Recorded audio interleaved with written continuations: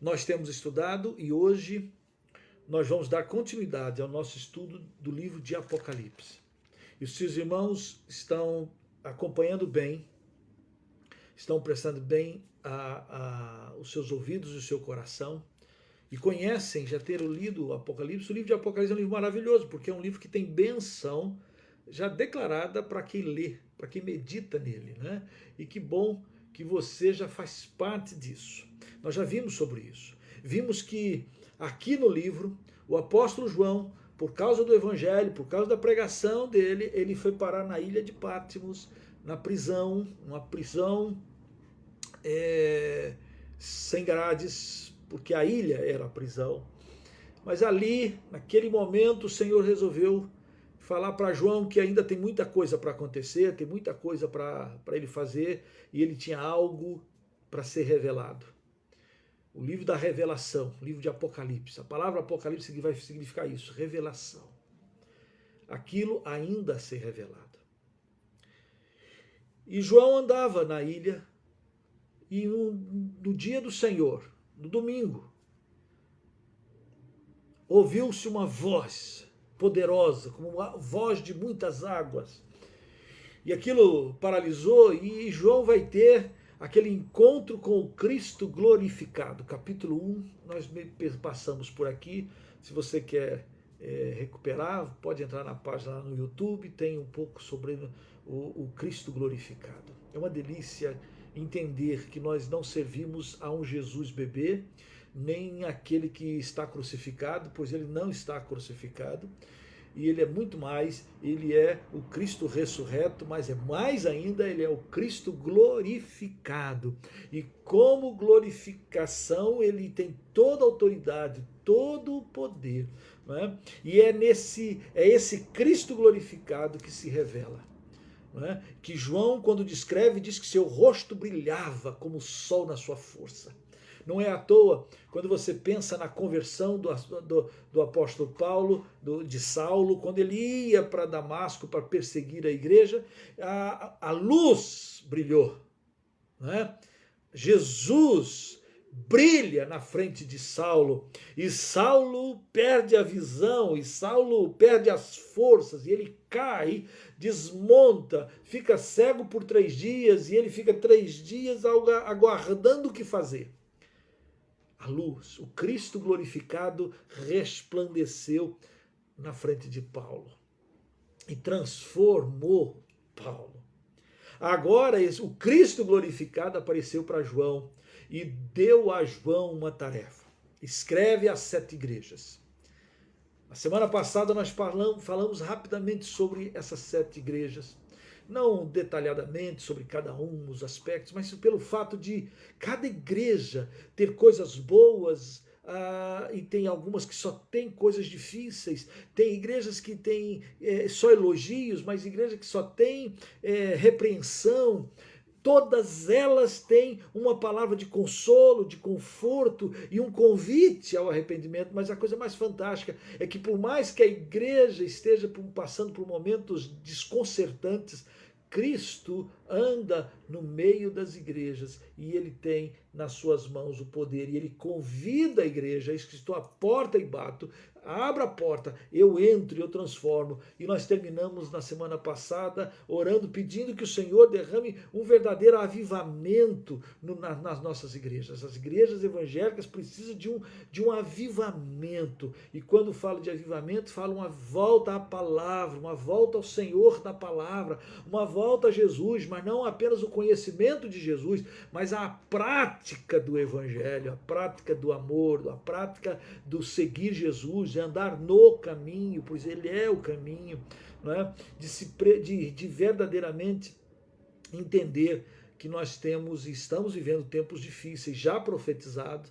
Paulo disse que os últimos dias seriam tempos difíceis, os homens seriam arrogantes, afeiçoados, mentirosos, os homens seriam mais amigos dos prazeres do que amigos de Deus, tendo forma de piedade, mas negando o poder do Senhor. Então nós precisamos despertar.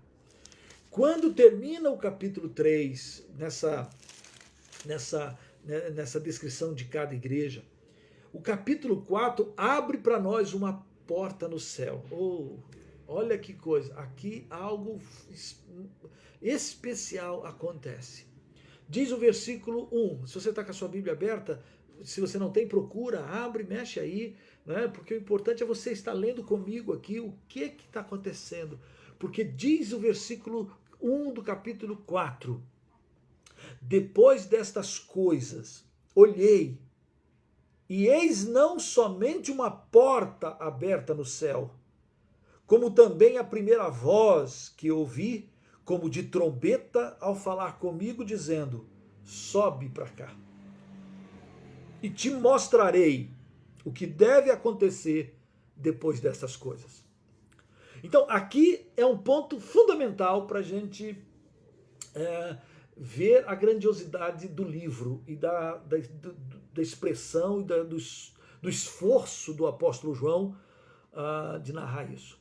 O apóstolo Paulo, lá em Coríntios, na segunda carta, ele diz que ele falava: eu conheço um homem que há 14 anos, não sei se no corpo ou fora do corpo, foi arrebatado até o terceiro céu, e ouviu coisas e viu coisas que não é lícito ao homem referir. O apóstolo Paulo, nada falou sobre aquilo que ele viu no céu, nada falou.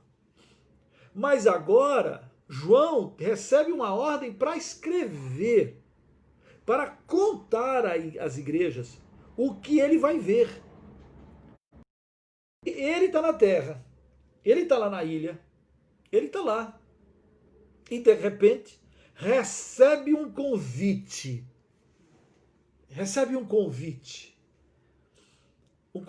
Pois a porta está aberta. Gosto daquele texto quando Jesus diz: eu sou a porta. Eu sou a porta. João vai começar a descrever com toda a sua capacidade, com linguagens figuradas, daquilo que Paulo nem tentou falar. E ele vai descrever coisas da eternidade, coisas do céu. E diz o texto que ele, recebendo a ordem, sobe para aqui. Versículo 2: imediatamente eu me achei em espírito.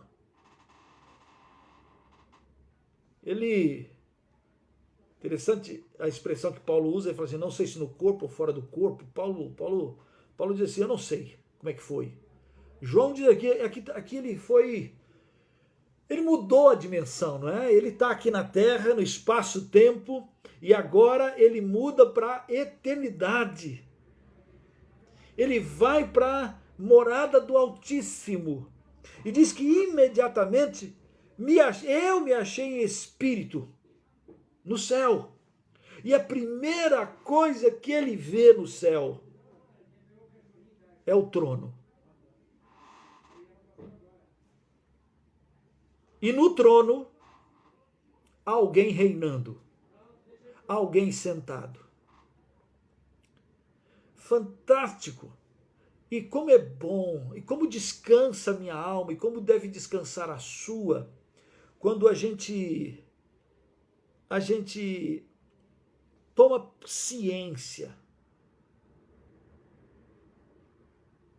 de que a nossa vida não é um acaso. Como é bom perceber que há alguém no trono que tem o controle, que tem a autoridade, que não perdeu o controle. A primeira coisa que João vê quando está no céu, quando chega no céu, quando entra pela porta, é o trono, não vazio, mas alguém sentado nele. O Senhor reina. O Senhor reina. Naquela época em que João poderia estar fazendo um monte de perguntas, como nós fazemos.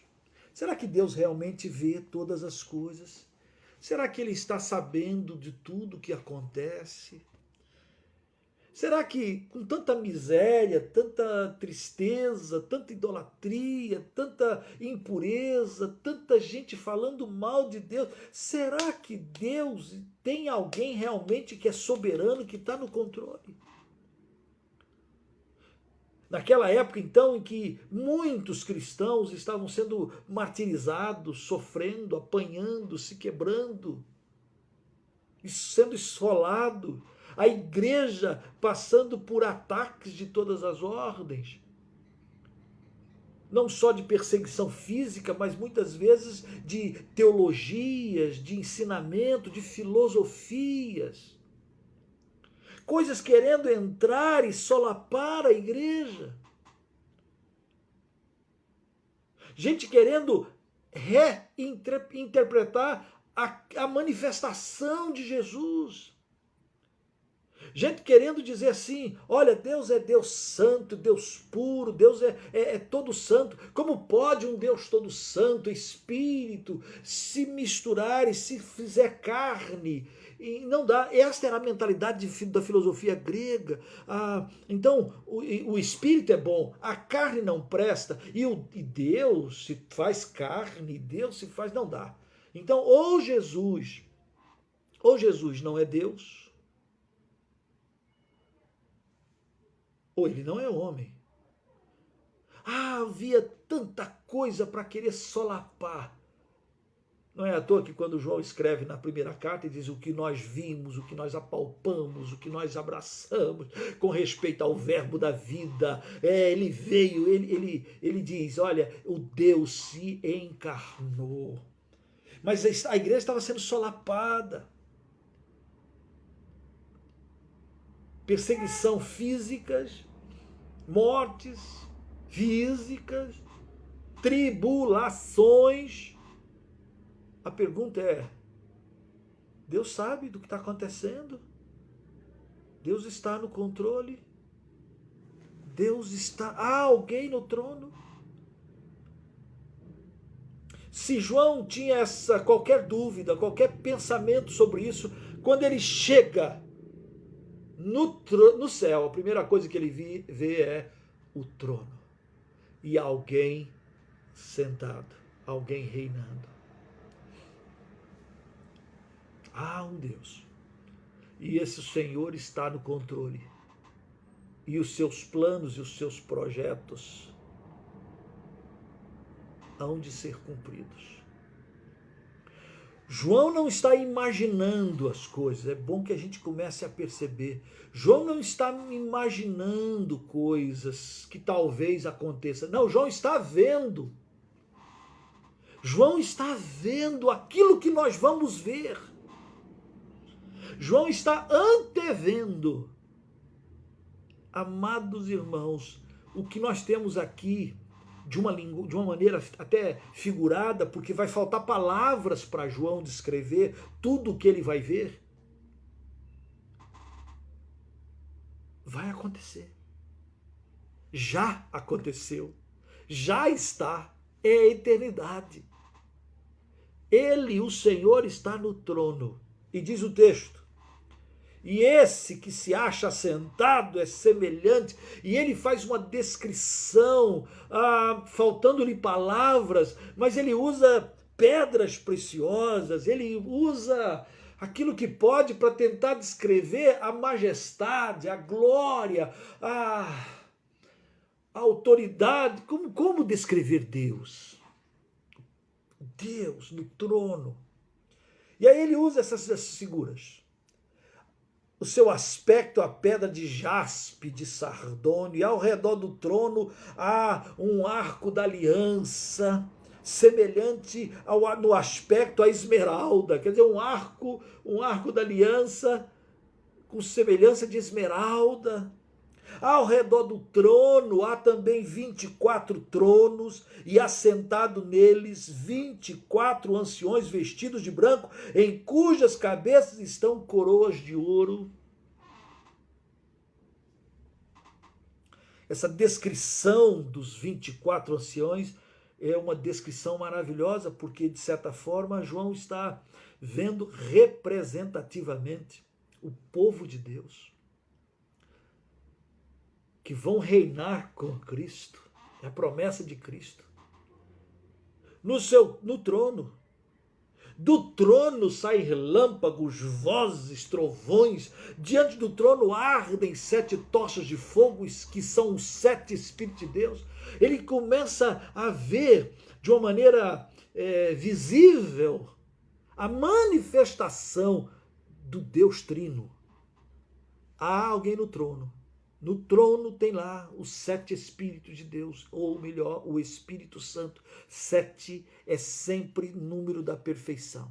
7 é sempre, na simbologia bíblica, na numerologia bíblica, é sempre a perfeição. Em 7 dias Deus criou todas as coisas e viu tudo que era bom.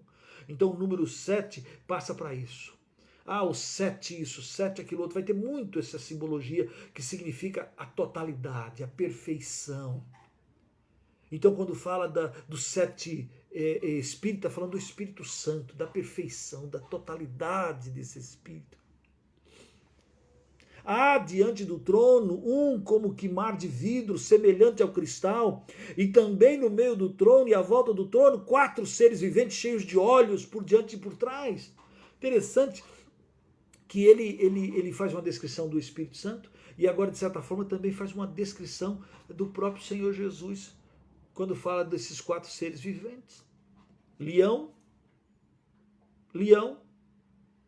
boi, novilho, homem e águia. A maneira de se ver a grandiosidade do Senhor e Salvador Jesus. Todos, a uma só. Santo, santo, santo é o Senhor Deus, o Todo-Poderoso, aquele que era, que é e que há de vir. Descrição de eternidade.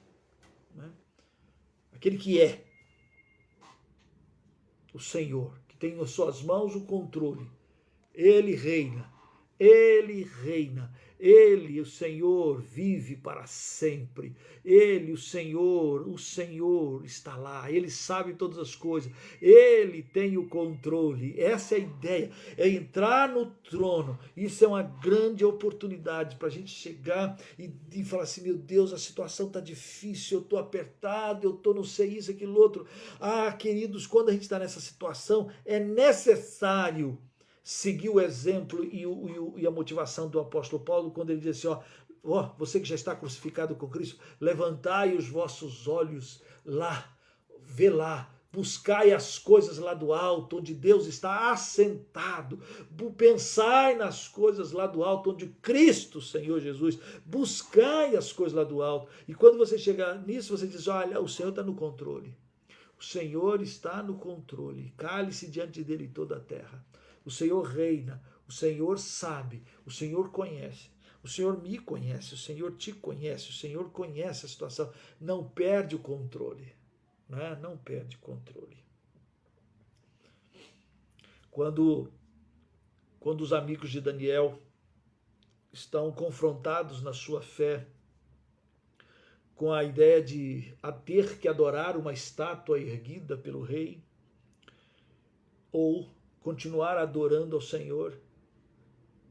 E aí você sabe que toca a corneta tal, e todo mundo se prostra, menos aqueles amigos de Daniel, Sadraque, Mesaque e Abednego. O rei fica muito injuriado, manda aquecer 7 vezes mais a fornalha, e diz, vocês estão prontos para agora a se prostrar e adorar diante da imagem de ouro que eu fiz? E ele disse, não, eu vou jogar vocês na fornalha e quero saber qual é o Deus que vai impedir isso. E aí eles dão uma resposta de crente. A resposta, eles não sabiam se eles iam ser livres da fornalha. Nós já sabemos, mas eles não sabiam. Ó rei, se o nosso Deus a quem servimos quiser nos livrar, ele nos livrará da fornalha e das tuas mãos. Se o Deus a quem servimos não quiser nos salvar, fica entendido que nós não vamos nos prostrar diante da imagem que você fez. Se ele quiser nos livrar da fornalha, dessa tribulação, dessa angústia, ele, ok, maravilha. Se ele não quiser, maravilha, nós estamos com ele. Nós amamos o Senhor, nós cremos no Senhor, nós declaramos que ele reina sobre nós. Você sabe já o final da história, porque você conhece a palavra. Eles são jogados na fornalha. A fornalha, quem joga é torrado, quem joga morre. Mas eles entraram e aí ficam lá. Olha, nós não jogamos 3, por que eu estou vendo um quarto elemento? E esse quarto elemento é parecido um filho do homem. E eles ficaram ali batendo papo na fornalha, conversando como se estivesse dentro de um ar-condicionado. Num lugar agradabilíssimo. Aí ele sai, o rei, aquele negócio todo, e a gente diz, olha, Deus livrou os servos da fornalha. É verdade, aleluia, ele tem poder para isso, ele é soberano para isso. Agora, muitos outros irmãos nossos queridos passaram pelo fio da espada. Tiago e Pedro foram presos. Herodes mandou passar a fio da espada a Tiago. Tiago morre. O irmão de João. Um dos 3 maiores e mais importantes apóstolos. Morre, eu até diria antes da hora. Podia ter muita coisa para fazer. Morreu. Pedro, que tinha a promessa de que só morreria quando fosse velho, Deus manda o anjo e abre todas as portas, e ele pensa que está sonhando, e é liberto. A igreja dá glória a Deus pela libertação de Pedro. Ele, o nosso Senhor, é soberano sobre todas as coisas. A igreja está em Jerusalém. E se você pega o livro de Atos dos Apóstolos, lá, o capítulo 1, 2, 3, 4, 5, 6, 7, até o capítulo 8, a igreja só está em Jerusalém. A ordem de Jesus era: recebereis poder ao descer sobre vós o Espírito Santo, e sereis minhas testemunhas, tanto em Jerusalém, Judéia, Samaria, até os confins. Entenderam? Estão me entendendo? O Espírito do Senhor é derramado no capítulo 2, mas os discípulos judeus, eles continuam em Jerusalém. No capítulo 3, eles estão em Jerusalém. No capítulo 4, eles estão em Jerusalém. No capítulo 5, eles estão em Jerusalém. No capítulo 6, eles continuam em Jerusalém. No capítulo 7... vem uma tribulação, é a morte de Estevão, o primeiro martirizado. E a igreja de Jerusalém, diz lá em Atos capítulo 8, a igreja toda é dispersa. A igreja de Jerusalém acabou, todos foram dispersos. Devia ter mais de 10 mil membros. Aí você pensa, meu Deus, a igreja acabou. Deus permitiu que a igreja passasse por isso e a igreja acabou, a igreja de Jerusalém acabou. Só ficou os discípulos, só os 12. Só os 12 que teimaram de ficar em Jerusalém. A ordem é testemunha em Jerusalém, Judéia, Samaria e até os confins da terra. Assim como você prega em Jerusalém, você tem que pregar na Judéia, na Samaria e até os confins da terra. Mas os discípulos estavam lá. Então eu fico imaginando que, e algumas pessoas pensam, olha aqui em Atos, o que aconteceu? O diabo se levantou, e a igreja, e Deus, acho que Deus perdeu o controle. Mas que coisa deliciosa é quando você abre Atos mais na frente e diz assim, e a igreja, todos foram dispersos. E aqueles que foram dispersos foram pregando o evangelho. É lindo esse texto, é lindo. Atos, vai em Atos, deixa o dedinho em Apocalipse, vai em Atos. Atos, quando diz assim, olha lá que coisa linda, no capítulo 8, versículo 3, diz assim, Saulo, porém, assolava a igreja, entrando pelas casas, arrastando homens e mulheres e encerrava-os no cárceres. Olha que situação, parece que Deus perdeu o controle. Deus não está vendo uma coisa dessa. Aí no versículo 4, quando você para no versículo 3, você está desesperado. No versículo 4 diz assim, entretanto, os que foram dispersos iam por toda parte pregando a palavra. Filipe, descendo a cidade de Samaria, anunciava-lhes a Cristo. As multidões atendiam unânimes às coisas que Filipe dizia. ouvindo-as e vendo os sinais que ele operava. Quando você pensa que a igreja está arrebentada e derrotada, uau, o Senhor está no trono. E a igreja vai lá espalhando e vai se cumprindo a ordem missionária. Jerusalém, Judeia, Samaria e até os confins da terra. Ou a igreja só sai de Jerusalém por causa da assolação, da perseguição. Parece que naquela época os apóstolos só entendiam isso. Parece não, era só isso. Os judeus só entendiam que o evangelho era para judeu. Eles ainda não entendiam que o evangelho era para todo mundo. Mas Deus queria você, Deus queria todo mundo. Nós estamos proclamando. Até essa Covid, que nós tivemos que ficar presos, e quanta igreja, e quanto pastor, e quantos nós agora começamos a fazer lives, e o evangelho vai indo, do outro lado do mundo dá para ouvir, é só entrar aí na internet. Vai sendo pregada, vai sendo proclamada. Ele não perdeu o controle da situação. A igreja cresce, vai crescendo. Ele está no templo, ele está na sua plena glória, ele está no trono. Ele está no trono. No capítulo 11, diz assim: então os que foram dispersos, versículo 19, capítulo 11 de Atos, por causa da tribulação que sobreviveu a Estevão, se espalharam até a Fenícia, Chipre e Antioquia, não anunciando ninguém a palavra, senão somente aos judeus.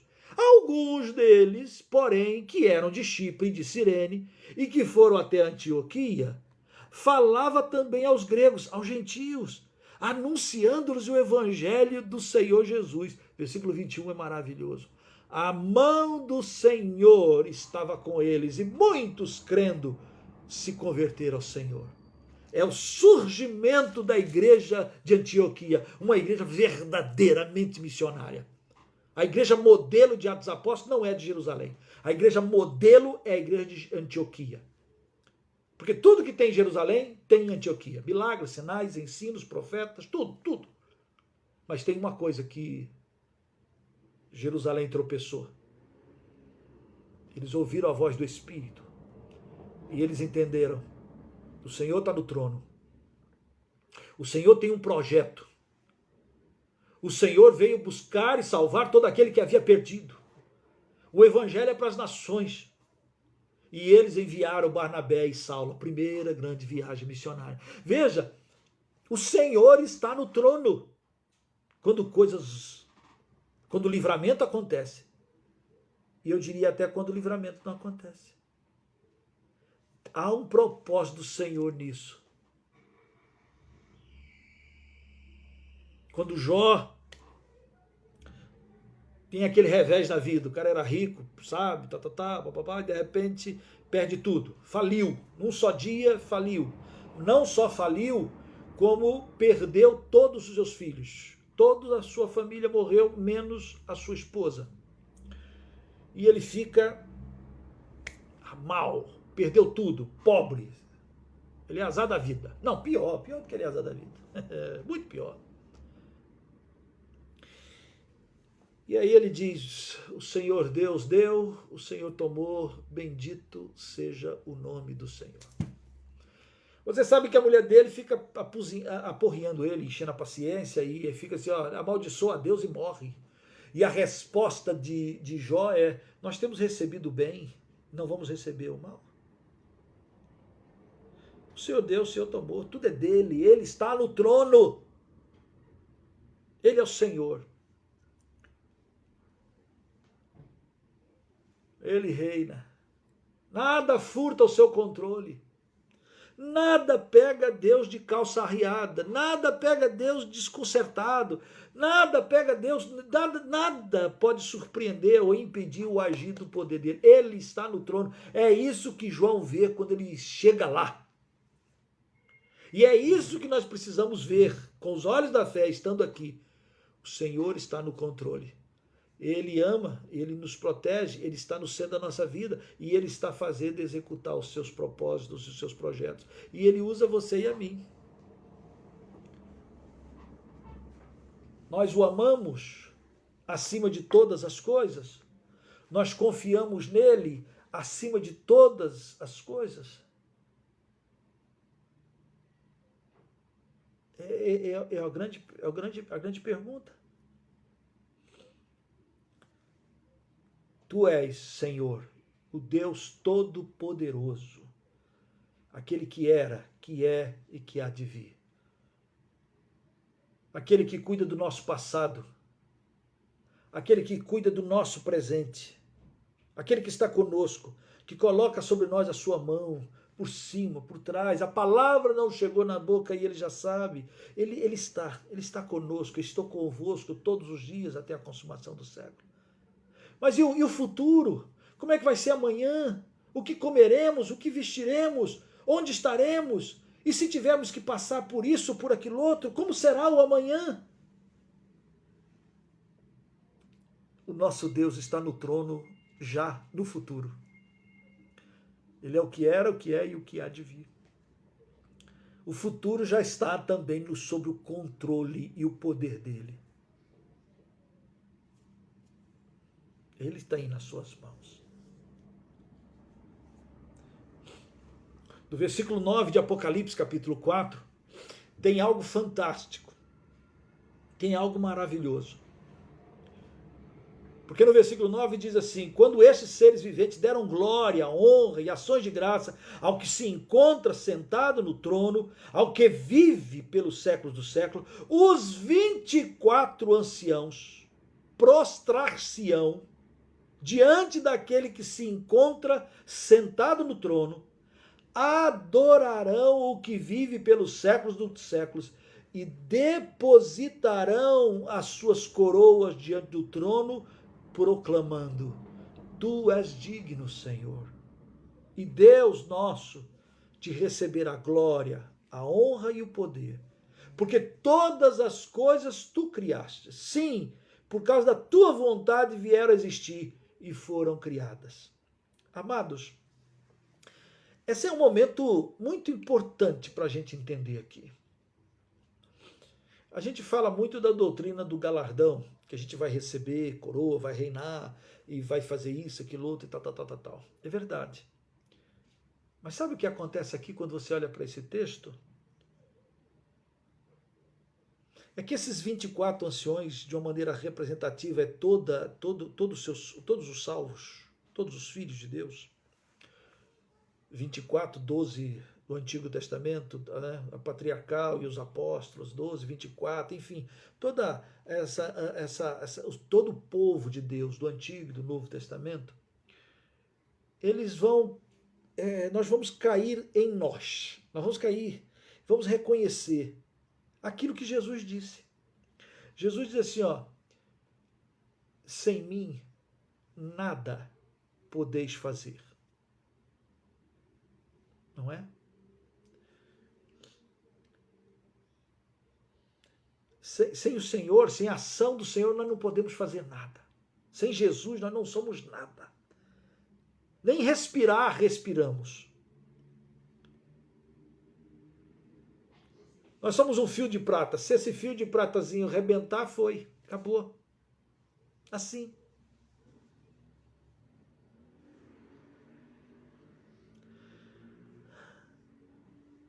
Nele, em Jesus, existimos, vivemos. Tudo que fazemos, fazemos nele. E mais do que isso, nós só podemos fazer pelo poder do Espírito Santo que habita em nós.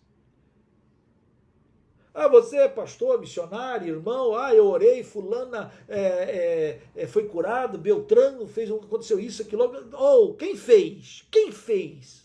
Quem faz todas as coisas? Tudo é dele, tudo é por ele, para ele. Nós não somos nada, somos aqui instrumentos nas mãos dele.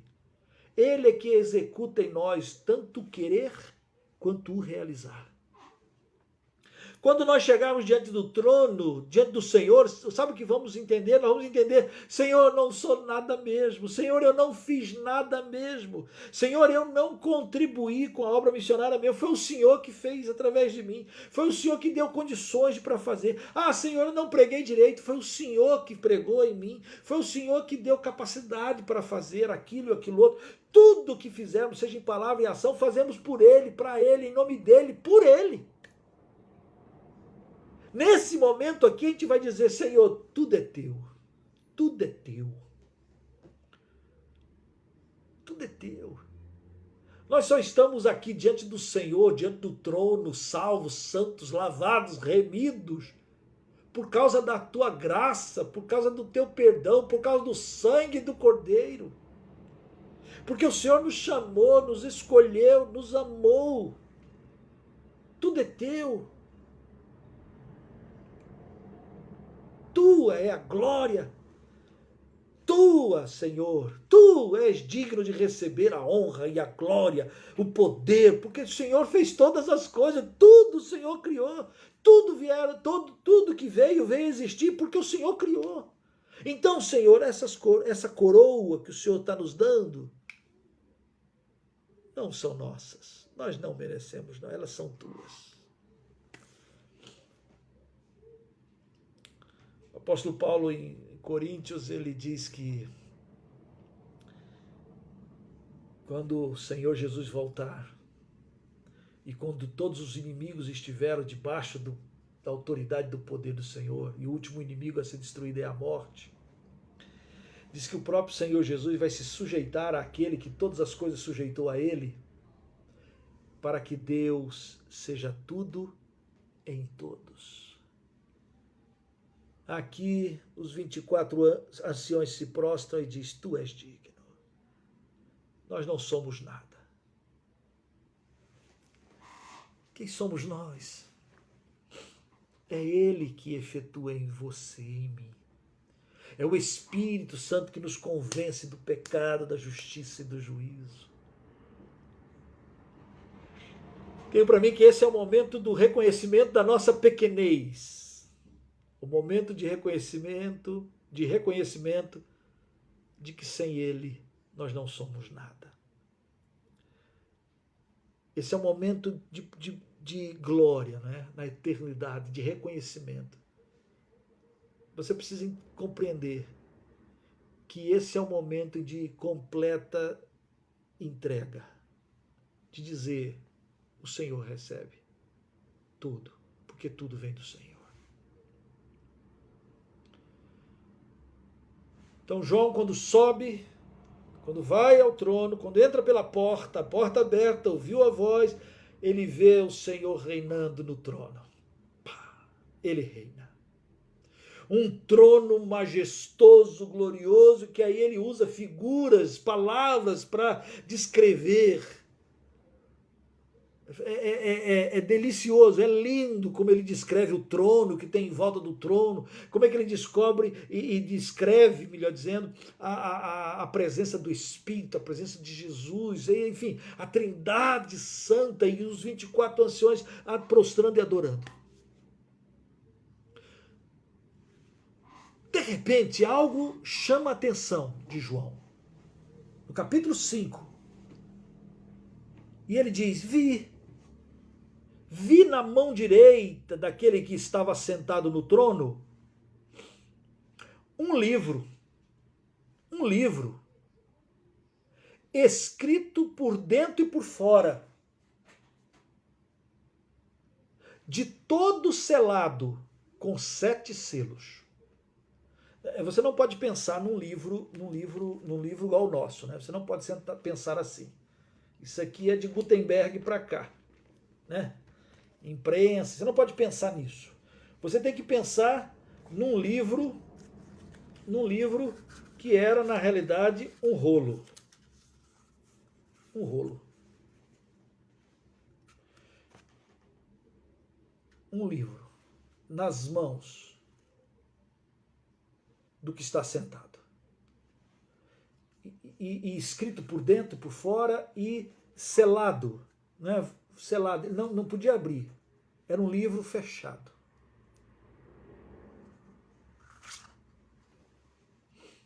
O livro chamou atenção. Esse livro é, de certa forma, tudo que vai desenrolar no livro de Apocalipse. Esse livro é, eu diria, a conquista da vitória em Cristo Jesus. Daqui para frente, todos os acontecimentos que João vai narrar têm a ver com este livro.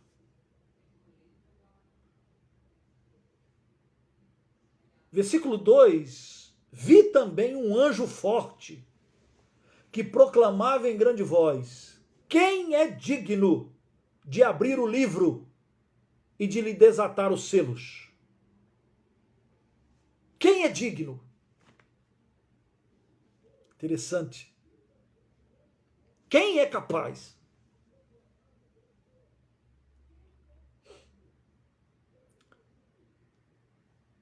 Lá em Atos também os apóstolos falam: não há outro nome, nem no céu, nem na terra, pelo qual importa que nós sejamos salvos. Quem é digno? Versículo 3 diz: ora, nem no céu, nem sobre a terra, nem debaixo da terra, ninguém podia abrir o livro, nem mesmo olhar para ele. Ninguém era digno nem olhar para ele. Então, aqui deve ter sido, porque um tempo, eu não tenho palavras também, estou que nem João, um tempo, porque procuraram nos céus, na terra, debaixo da terra, alguém que fosse digno para abrir o livro. Ninguém foi achado. João foi tomado de choro, João foi tomado de uma emoção, porque ele falou assim: não é possível, o que tem nesse livro? Tem tanta coisa escrita, mas ninguém pode abrir, não tem ninguém no céu, nem na terra, nem debaixo da terra. Diz o versículo 4 que eu chorava muito, porque ninguém foi achado digno de abrir o livro, nem mesmo de olhar para ele.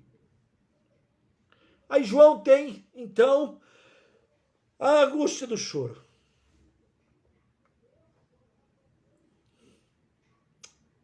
Todavia, um dos anciãos me disse: não chores, não chores. Eis que o leão da tribo de Judá, a raiz de Davi, venceu para abrir o livro e os 7 selos. Olha que coisa impressionante. Algumas pessoas, e eu sempre ouvia, as pessoas falavam assim: Jesus veio a esse mundo para me salvar. Jesus veio para te salvar. E tudo que eu pegava desse Jesus veio para me salvar era o fato de que eu era pecador, que eu ia morrer eternamente, eu ia para o inferno, e Jesus veio para morrer a minha morte, para pagar a minha dívida, não é? E aí ele me salvou. E é verdade, ele veio para me salvar. Mas aqui mais, Jesus veio para poder abrir o livro. Ele venceu para abrir o livro. Ele venceu. João, na sua primeira carta, ele diz que por isso se manifestou o Filho de Deus, para destruir as obras de Satanás. 1 João, na primeira carta, ele diz isso. Para o Filho de Deus se manifestou, para isso se manifestou o Filho de Deus, para destruir as obras de Satanás. Ele venceu, o leão da tribo de Judá, a raiz de Davi, venceu para abrir o livro. Foi a sua vinda, a sua encarnação, a maneira como ele viveu, sem pecado, sofrendo, o sacerdote que, tentado em todas as coisas, não se corrompeu. não pecou. É impressionante como você ouve, até hoje principalmente, mas não só hoje, desde sempre, a tentativa diabólica, humano-diabólica, de querer fazer colar em Jesus, fazer jogar sobre Jesus, qualquer uma das podridões do ser humano.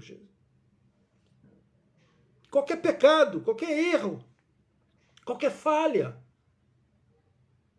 qualquer coisa que desabone a esse que venceu. Ele venceu, e para dizer, está consumado. Está consumado. Ele venceu para poder abrir o livro.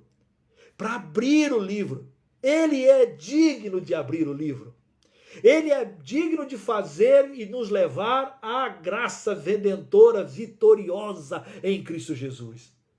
Ele é digno, ele derrotou a morte, ele morreu e ele venceu a morte, ressuscitando dentre os mortos. E ele é o primogênito dentre os mortos. E ele vive, e como ele vive, nós também viveremos. Ele é digno para fazer cumprir os seus planos e os seus propósitos. João chorava porque não havia salvação para a humanidade, não havia solução para a humanidade, não havia um final de história, a história não chegaria ao fim da graça, ao fim da bênção, ao fim da alegria, ao retorno para o paraíso, para o santo. Não, agora tem.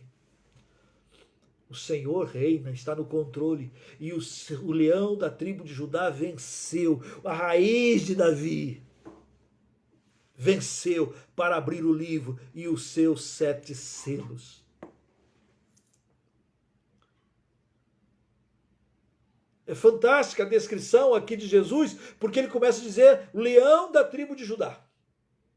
Aí no versículo 6 diz, então vi, no meio do trono e dos 4 seres viventes, e entre os anciãos, de pé, um cordeiro. Não é o leão, mas o que ele vê agora é o cordeiro. Como tendo sido morto. Ele tinha 7 chifres. Chifre aqui na Bíblia é sempre sinônimo de autoridade, de poder. Chifre é a ideia de poder. Não é aquela coisa jocosa que as pessoas fazem no Brasil, de quando a mulher trai o marido, ou quando o marido trai a mulher, então a gente fala, botou chifre na pessoa. Quer dizer, isso aí é a zombaria do que significa chifre. Então, se você não entender isso, você também não vai compreender. Chifre é sempre sinônimo de força, de poder. Não é? Sinônimo de investida, de capacidade de luta. E ele tinha 7 chifres, bem como 7 olhos, que são os 7 Espíritos de Deus enviados por toda a terra. João tem que usar figuras de linguagem, não é, para descrever a perfeição, a santidade, a onisciência, a potencialidade completa do Cristo. Não é o bebezinho, não é o que andava sem ter onde reclinar a cabeça, onde não tinha que andar no jumentinho ou no barco emprestado. Não, agora ele é aquele que é tudo, ele sabe tudo, tem tudo, pode tudo, toda a autoridade o Pai me deu. 7 chifres. Veio, pois, tomou o livro da mão direita daquele que estava sentado no trono.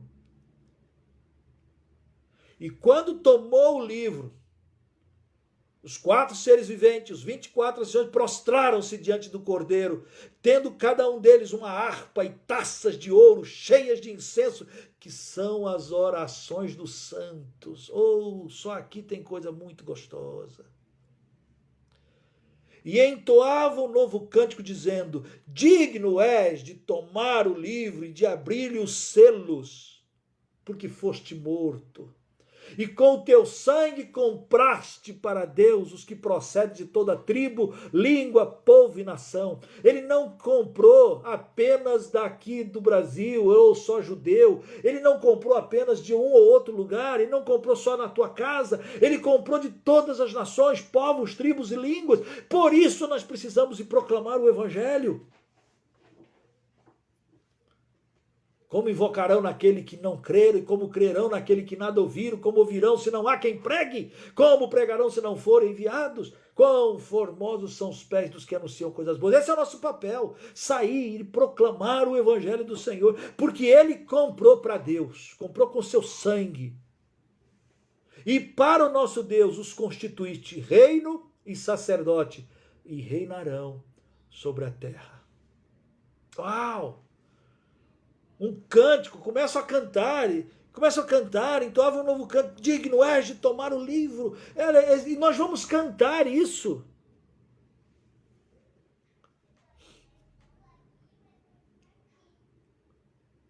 Harpas, músicas, adoração, com as taças, com as orações dos incensos.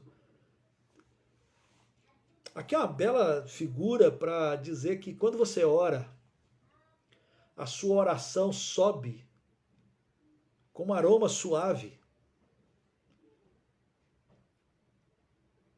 perfuma o céu. Há uma força tão grande para dizer que a oração é uma coisa assim meia chata, meia ritualística, aquele negócio, repetição. Para piorar, tem as rezas que o pessoal só repete, em vez de expressar com o seu coração, sua alma. Mas aqui a oração que sobe é um cheiro suave, um incenso perfumado. O céu é perfumado com as orações dos santos.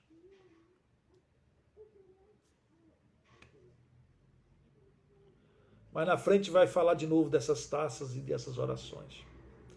E aí a gente gasta um tempo melhor sobre isso. Amados, notem que na eternidade, João é movido por aquilo que ele vê, não pela hora que passa. Então, primeiro ele viu isso, mas aí ele viu aquilo, e aí ele viu mais aquilo, e ele viu mais aquilo. Ele está sempre vendo uma coisa acontecer, está lá.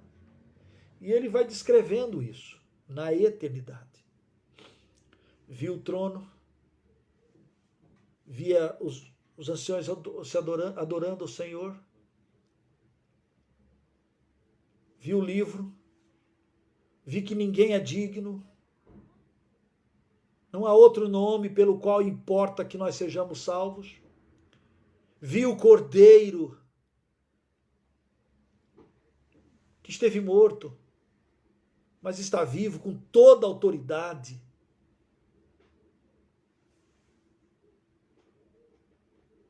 Com esses seus 7 olhos, que são 7 espíritos espalhados por toda a terra, enviados por toda a terra. Tomou o livro e ele viu que entoava um cântico novo, porque o Senhor comprou com teu sangue os que procedem, reinarão. Eu vi como voz de muitos anjos ao redor do trono, dos 7 seres viventes e dos anciãos, cujo nome era de milhões e milhares de milhares. A multidão incontável,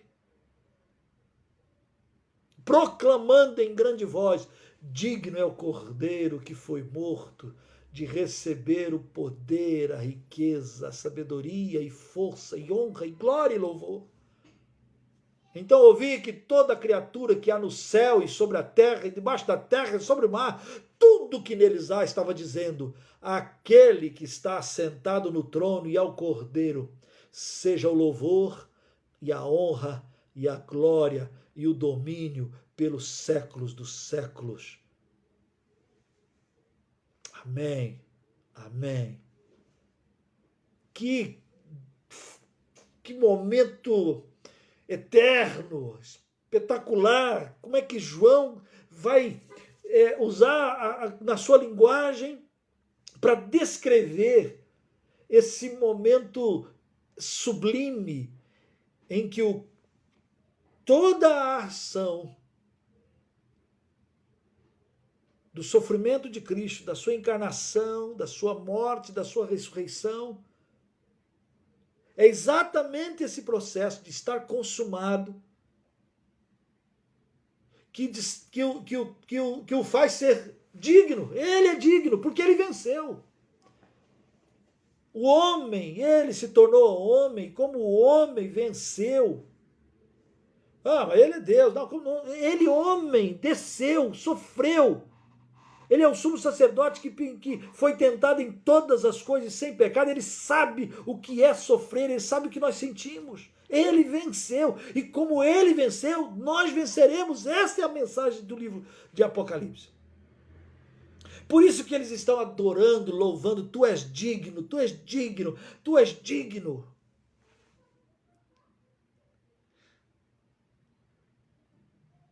Eu fico imaginando os que não estarão lá. Os que não estarão lá.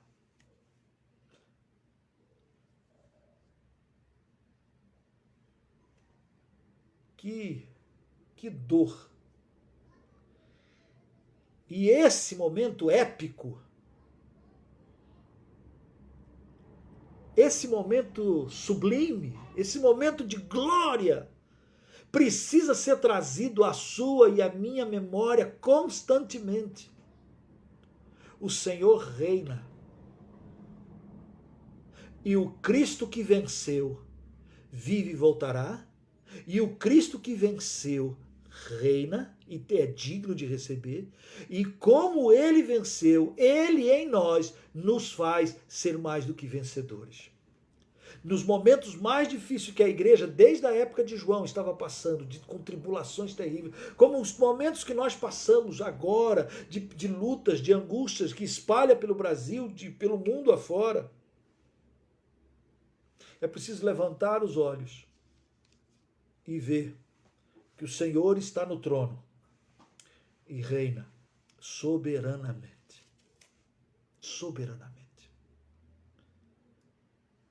Meu amado, seja lá quais forem as suas perguntas, as suas dores, as suas lutas, erga teus olhos.